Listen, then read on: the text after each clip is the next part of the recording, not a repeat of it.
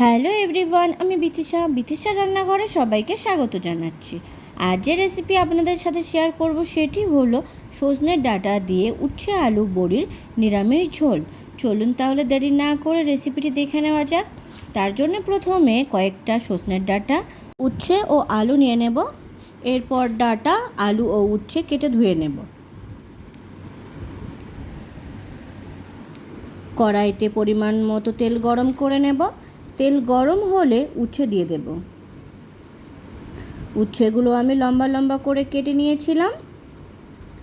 মাঝারি আছে উচ্ছে ভেজে নেব। উচ্ছে ভাজা হলে তুলে নেব। এবার গরম তেলে দিয়ে দেব ডালের বড়ি।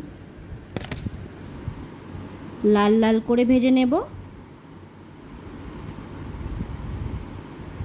লাল লাল হয়ে গেছে, বড়িগুলো একটি পাত্রে তুলে নেব।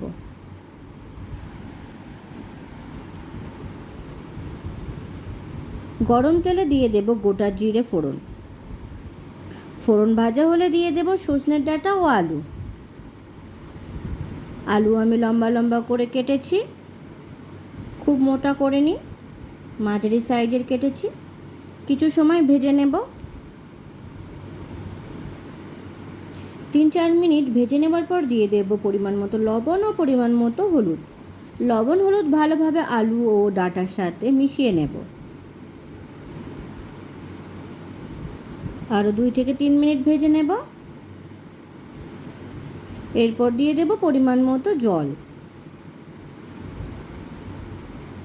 ঝোল নেড়ে চেড়ে নিয়ে ফুটতে রেখে দেব। ঝোল ফুটতে শুরু করলে দিয়ে দেব 1 চামচ জিরে গুঁড়ো। জিরে গুঁড়ো ঝোলের সাথে মিশিয়ে নেব। এরপর দিয়ে দেব ভেজে রাখা উচ্ছে ও ডালের বড়ি।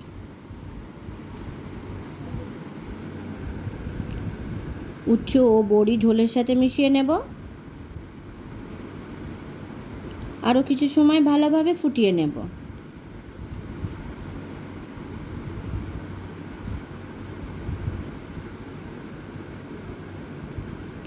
দেখে নেব বড়ি সিদ্ধ হয়েছে কি না। বড়ি এখনও ঠিকঠাক সিদ্ধ হয়নি, আরও কিছু সময় ফুটিয়ে নেব। মাঝে মাঝে ঝোল নেড়ে চেড়ে নেব। বড়ি সিদ্ধ হয়ে গেছে, ঝোলও ভালোভাবে ফুটছে।